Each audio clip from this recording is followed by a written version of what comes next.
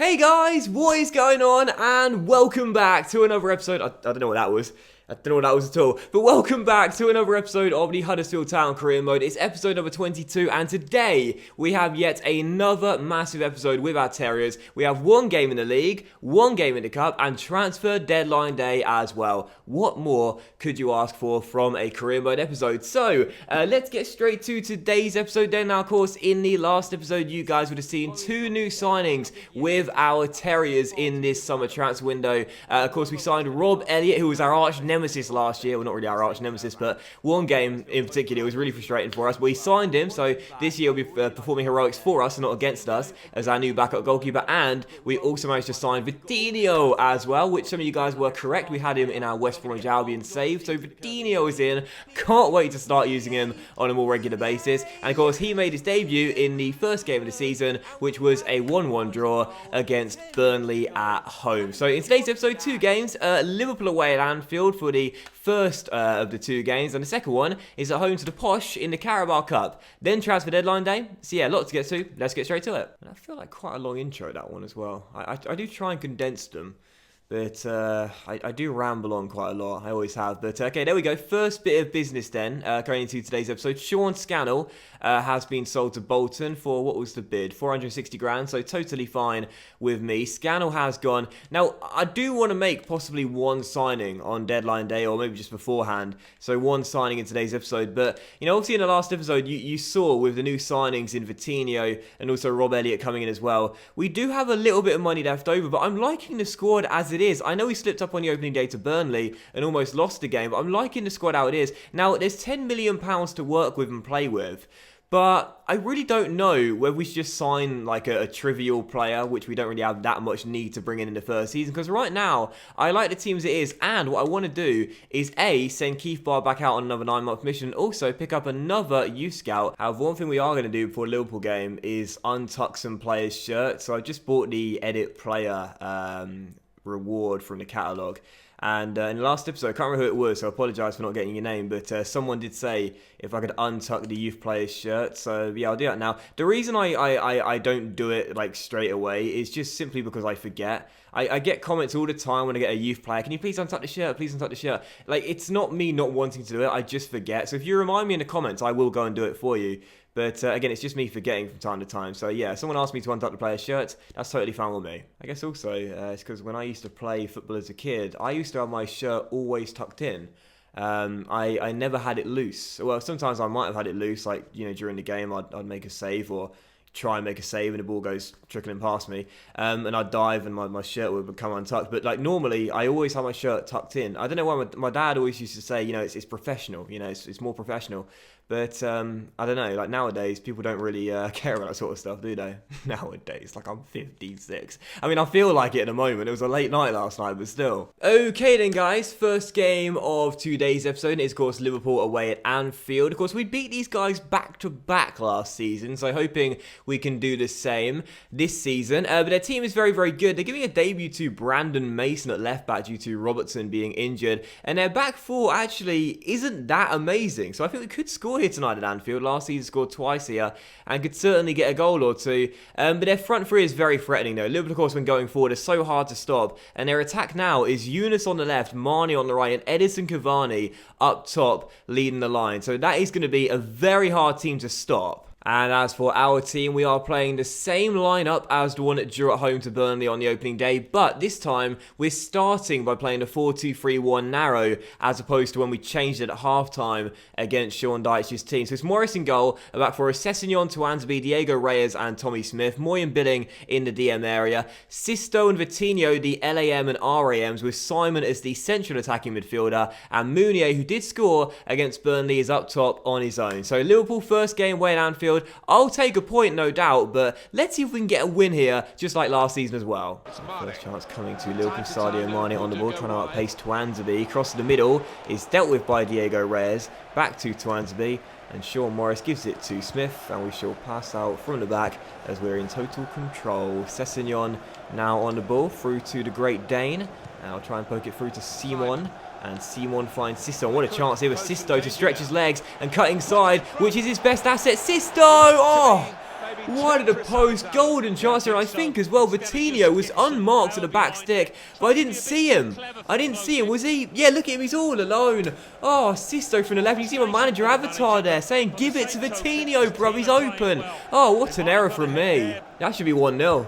You know, that should be 1-0. Similar to, I didn't see him. I genuinely did not see him. I was like a horse with my blinkers on. I mean, you know, I'm often considered a horse based on my teeth, but seriously, I was like a horse with my blinkers on there. I did not see him. I just had eyes for goal, like Sisto normally does, and I totally missed a Brazilian unmarked for what would have been his first goal for the club. Stupid from me. Sakai for Liverpool. They've not done much in this game. Can they change that now? As Sakai finds Cavani, who finds space to shoot and curls one just inches wide of that far post. Still 0-0. We've been the better team in this first half, but due to Liverpool's fantastic attack, I'm pretty sure if we don't take a chance, we will get punished. Henderson through to Sadio Mane, and Mane on the ball. Tackled by Sessegnon, but gets it straight back off him.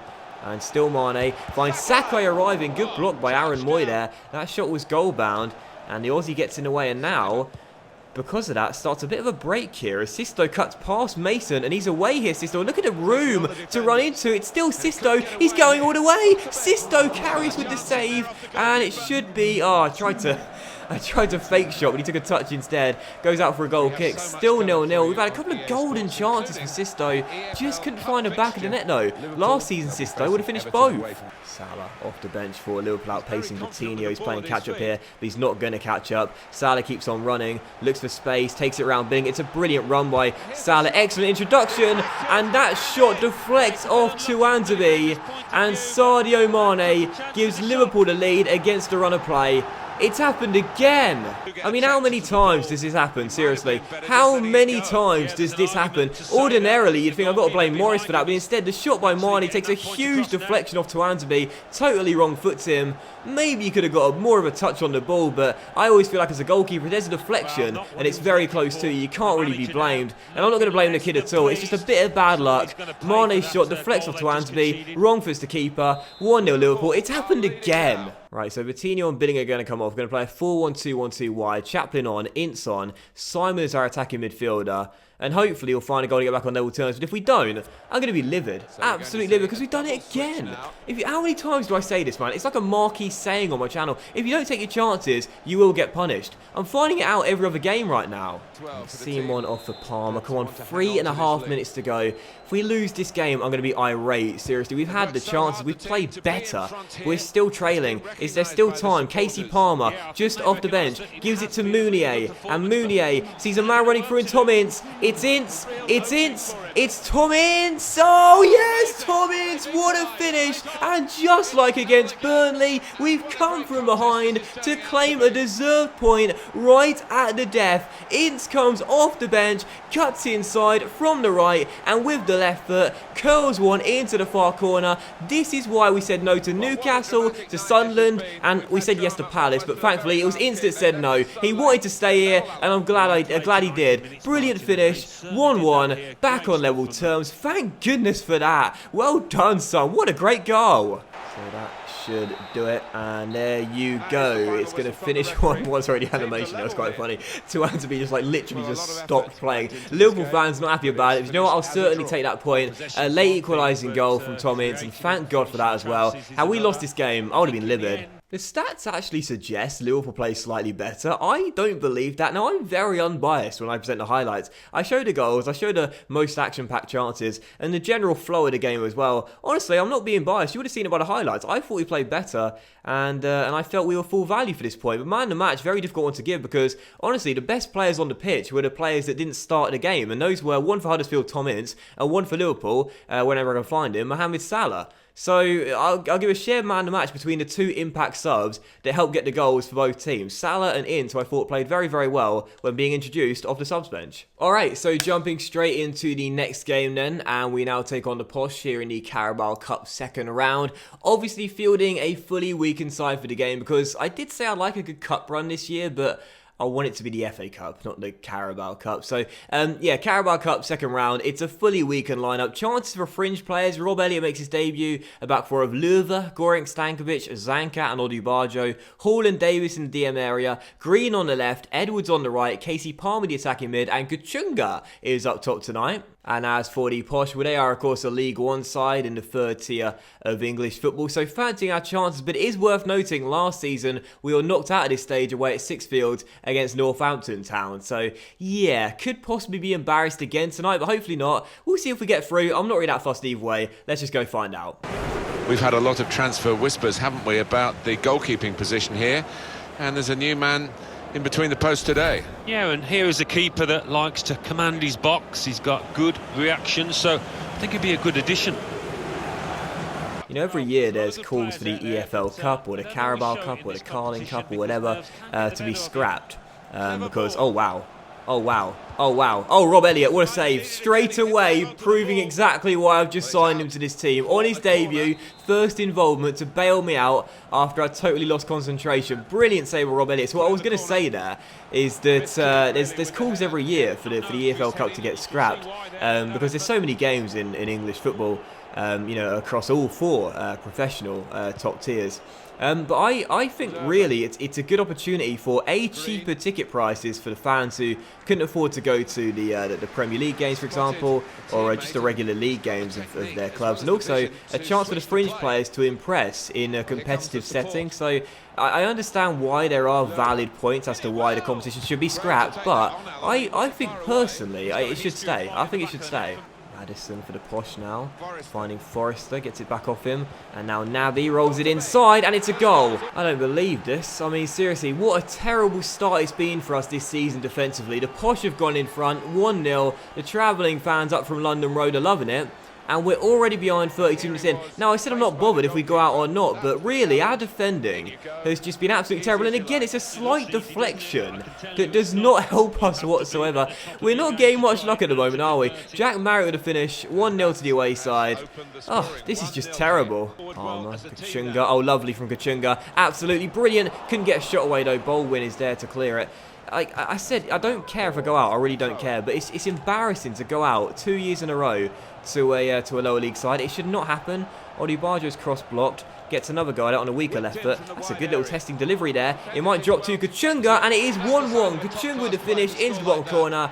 And the players must have heard me because we're back on level terms. Good finish, 1-1. Yes, thank God for that. Right, so I'm going to change things up here and go to a 4-3-3.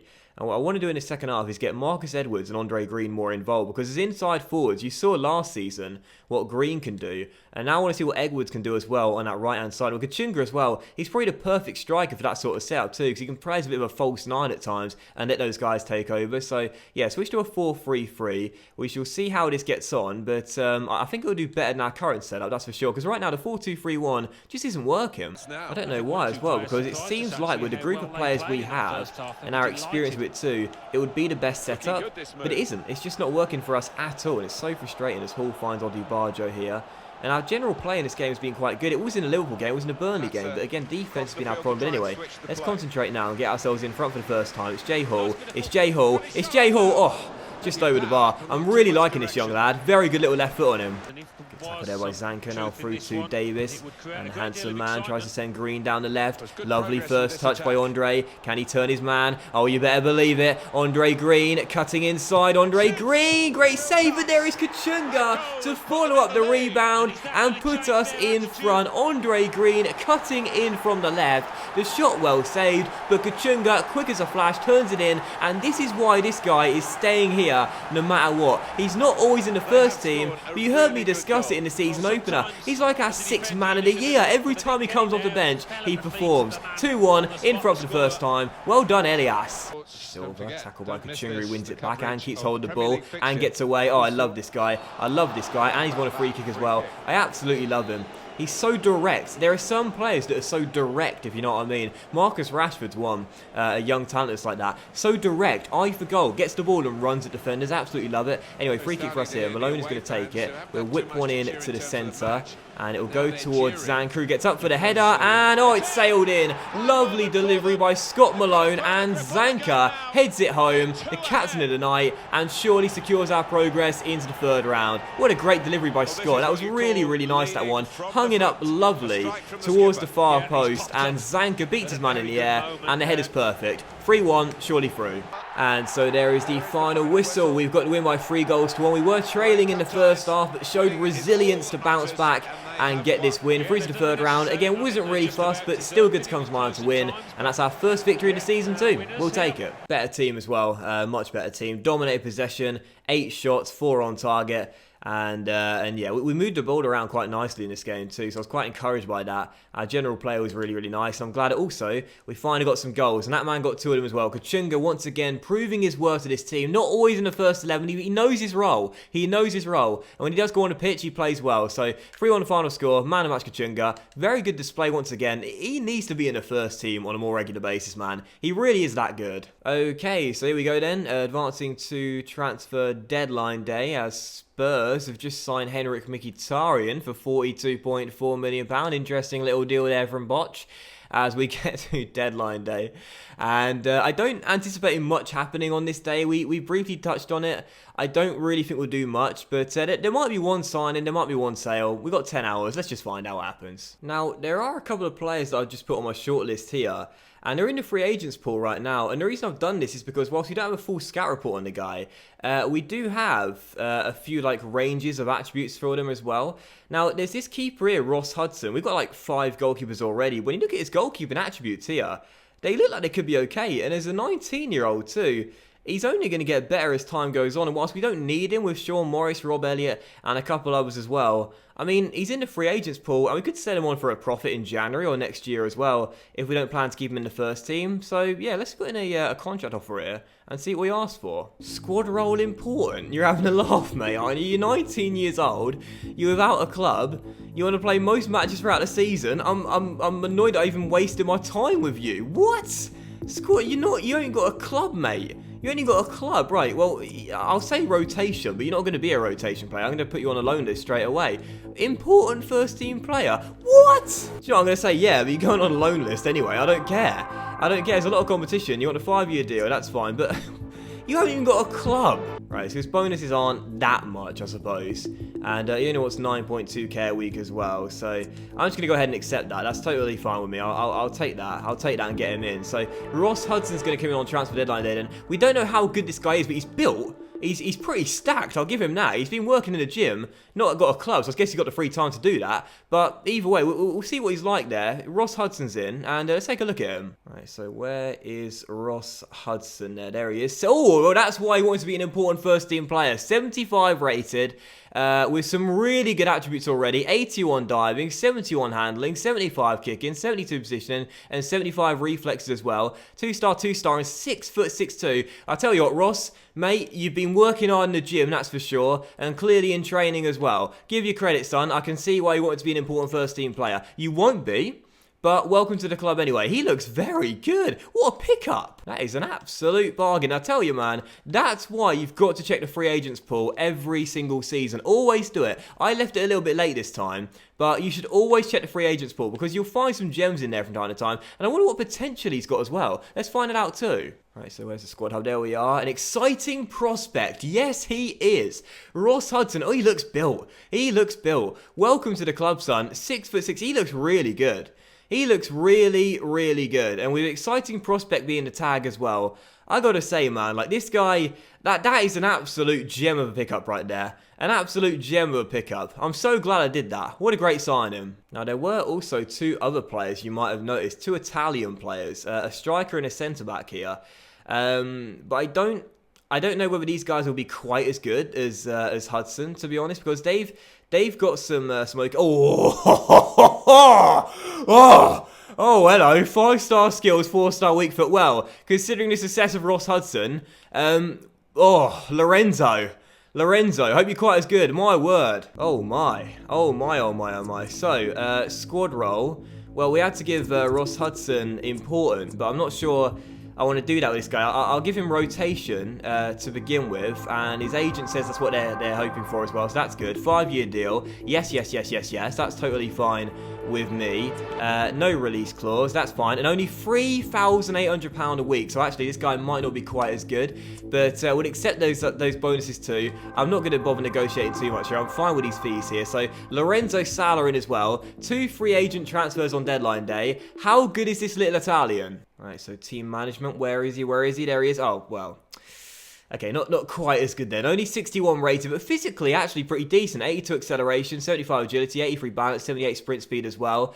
Some okay technicals in there, but of course the finishing is alarmingly low for a striker. He looks like more of a sort of a false 9, to be honest with those sort of stats, but that's what I'm really drawn to. High-low work rates, 5-star skills, 4-star weak foot. So worth the gamble, I suppose. What's his potential like? Let's go all the way down, and there he is, showing great potential. All right.